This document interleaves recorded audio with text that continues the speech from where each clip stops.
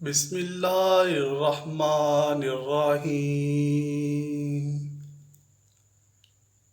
دنیا میں ایک ایسی قوم بھی گزری ہے جس قوم نے نہایت بدکاری کا راستہ اختیار کیا۔ وہ ایک ایسے کام میں مبتلا ہوئے کہ جس کی مثال اس سے پہلے تاریخ انسانی میں نہیں ملتی تھی۔ وہ تھا ہم جنس پرستی۔ ان کے مرد مردوں کے ساتھ بدفعلی کرتے، جنہیں موجودہ زمانے میں گے کہا جاتا ہے، جبکہ عورتیں عورتوں کے ساتھ اپنی نفسانی خواہشات کو پورا کرتیں، جنہیں موجودہ زمانے میں لیسبین کہا جاتا ہے۔ یہ لوگ یہ کام پوشیدہ یا ڈھکے چھپے نہیں کیا کرتے تھے، بلکہ سرعام مجلسوں اور محفلوں میں منہ کالا کرنا اپنی شان سمجھتے تھے۔ اس آبادی کی خوشحالی دیکھ کر لوگ تجارت وغیرہ کی غرض سے یہاں آیا کرتے، اور یہ لوگ انہیں دھوکے بازی سے لوٹ لیتے۔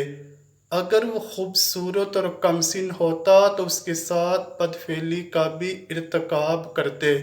یہ قوم تھی حضرت لوط علیہ السلام کی قوم، جسے قوم سدوم کے نام سے بھی یاد کیا جاتا ہے۔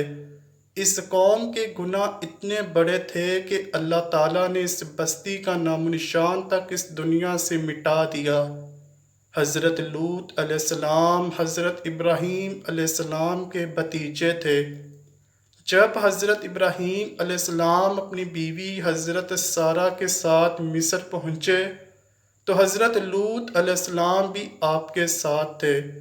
مصر کے فرعون نے آپ دونوں کو بے تحاشا تحفوں اور مویشی کے ریوڑوں سے نوازا۔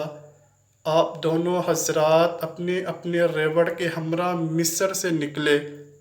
سفر کے دوران آپ کے چرواہوں کے بیچ لڑائی جھگڑے ہونے لگے، چنانچہ حضرت ابراہیم علیہ السلام اور حضرت لوط علیہ السلام بخوشی اور رضا الگ الگ سمتوں میں روانہ ہوئے۔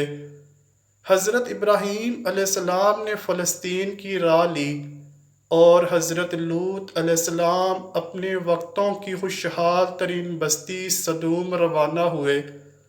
قوم لوط کے مسکن شہر سدوم اور عمورہ بحر مردار کے ساحل پر واقع تھے، اور قریش مکہ اپنی شام کے سفر میں برابر اسی راستے سے آتے جاتے تھے۔ اردن اور بیت المقدس کے درمیان مقام سدوم کے لوگوں کی ہدایت کے لیے حضرت لوط علیہ السلام کو مبعوث فرمایا گیا۔ یہ علاقہ 5 بڑے شہروں پر مشتمل تھا، اور سدوم ان شہروں کا دارالحکومت اور مرکز سمجھا جاتا تھا۔ یہ زمین سرسبز و شاداب تھی، اور ہر طرح کے غلے اور پھلوں کی کثرت تھی۔ بیت المقدس اور نہر اردن کے درمیان آج بھی یہ قطعہ زمین بحر لوط یا بحر میت کے نام سے موسوم ہے۔ اس کی زمین سطح سمندر سے بہت زیادہ گہرائی میں ہے، اور اس کے خاص حصے پر ایک دریا کی صورت میں ایک عجیب قسم کا پانی موجود ہے، جس میں کوئی بھی جاندار مچھلی مینڈک وغیرہ زندہ نہیں رہ سکتا، اسی لیے اس کو بحر میت بولتے ہیں۔ یہی مقام سدوم کا بتلایا جاتا ہے۔ آپ علیہ السلام نے یہیں رہائش اختیار کی، اور یہاں کے بگڑے ہوئے لوگوں میں دین کی تبلیغ شروع کی۔ آپ انہیں سمجھاتے کہ تم جس ذلیل عمل کے مرتکب ہوتے ہو وہ تم سے پہلے دنیا کی کسی قوم نے نہیں کیا۔ اب بھی وقت ہے کہ خدا کے بتلائے ہوئے احکامات پر عمل کرو، ورنہ اللہ کے بھیجے ہوئے عذاب کا نشانہ بنو گے۔ لیکن یہ لوگ اپنی مستی میں اس قدر مشغول ہو گئے تھے کہ حق اور صداقت پر مبنی باتیں بھی ان سے برداشت نہ ہوتی تھیں۔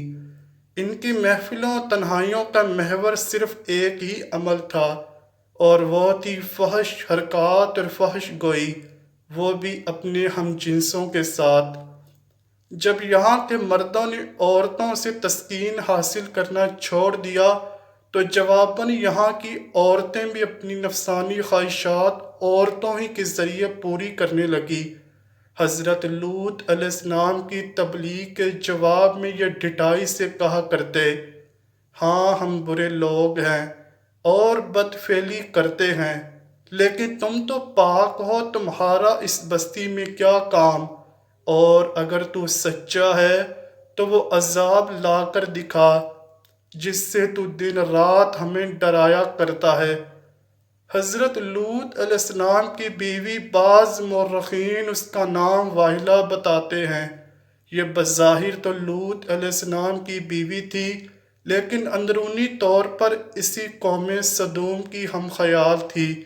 اس سے بڑی بد نصیبی کیا ہوگی کہ اللہ پاک کے ایک جلیل القدر پیغمبر کے ساتھ سالوں زندگی بسر کرنے کے باوجود اس عورت کو ایمان کی دولت نصیب نہ ہوئی۔ جب اس قوم کے گناہ اپنے عروج پر پہنچ گئے اور بہتری کی کوئی صورت نظر نہ آئی تو اللہ تعالیٰ نے 2 فرشتے ان پر عذاب کی غرض سے بھیجے، جو پہلے حضرت ابراہیم علیہ السلام کے پاس پہنچے، یہاں آپ کو اولاد کی خوشخبری دی اور بتایا کہ ہم وادی سدوم کو نیست و نابود کی غرض سے یہاں آئے ہیں۔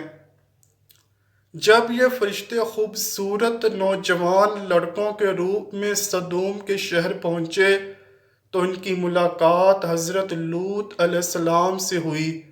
یہ قوم بد اخلاقی کی تمام حد پار کر چکی تھی۔ جب کوئی مسافر یہاں آتا تو یہ سب مل کر اسے گھیر لیتے اور کھلے عام بدفعلی کا مطالبہ کرتے۔ اسی لیے لوط علیہ السلام نے انہیں باہر ٹھہرنے سے منع کیا اور اپنے گھر میں لے آئے، ان کے لیے کھانے پینے کا انتظام کیا اور انہیں سمجھانے کی کوشش کی کہ یہ بستی مسافروں کے لیے کتنی خطرناک ہے۔ لیکن آپ کی بیوی جو در پردہ اپنی قوم سے ملی ہوئی تھی، اپنے گھر آنے والے ان مہمانوں کی خبر اپنی قوم کے لوگوں کو دے آئی، اور یوں اس مکان کو چاروں طرف سے سدوم کے لوگوں نے گھیر لیا۔ وہ آپ سے ان مہمانوں کا مطالبہ کرنے لگے۔ یہ دیکھ کر آپ بہت پریشان اور رنجیدہ ہوئے۔ اس پریشانی سے نکلنے کی کوئی صورت نظر نہ آتی تھی۔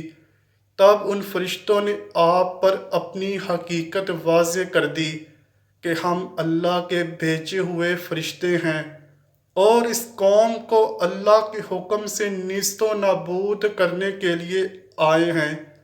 آپ اپنے اہل و عیال کے ہمراہ اس بستی سے چلے جائیں، صبح تک یہ بستی فنا ہو جائے گی۔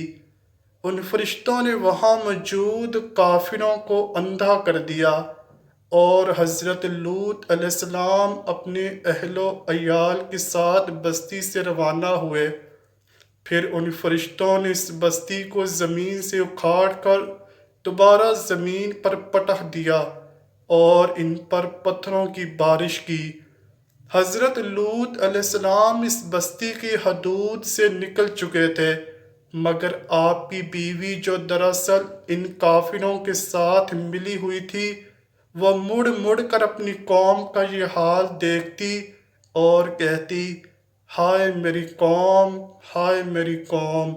چنانچہ وہ بھی ان کنکروں کی بارش کا شکار ہوئی اور اللہ پاک نے اس عورت کو آنے والی نسلوں کے لیے نشان عبرت بنا دیا۔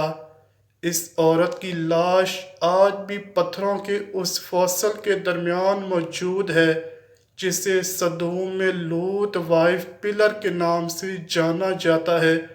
یہ عورت آج بھی اپنی قوم کے درمیان دنیا کی سرکشی اور بے رحمتی کے انجام سے آگاہ کر رہی ہے۔ اللہ نے اس گنہگار عورت کا تذکرہ قرآن مجید میں کل 9 مرتبہ بیان کیا ہے، اور بے شک لوط بھی رسولوں میں سے تھا۔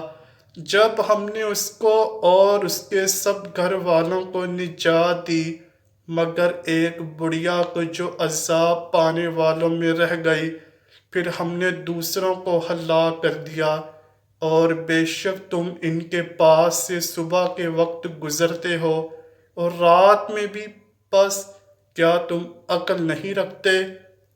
اللہ پاک کافروں کے لیے ایک مثال بیان کرتا ہے۔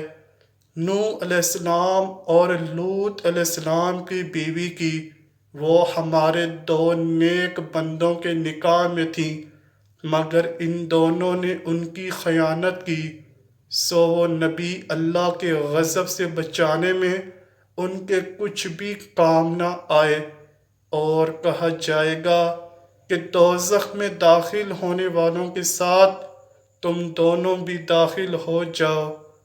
اللہ پاک سے دعا ہے کہ وہ ہمیں ان تمام گناہوں سے بچائے اور نیک اعمال کرنے کی توفیق عطا فرمائے۔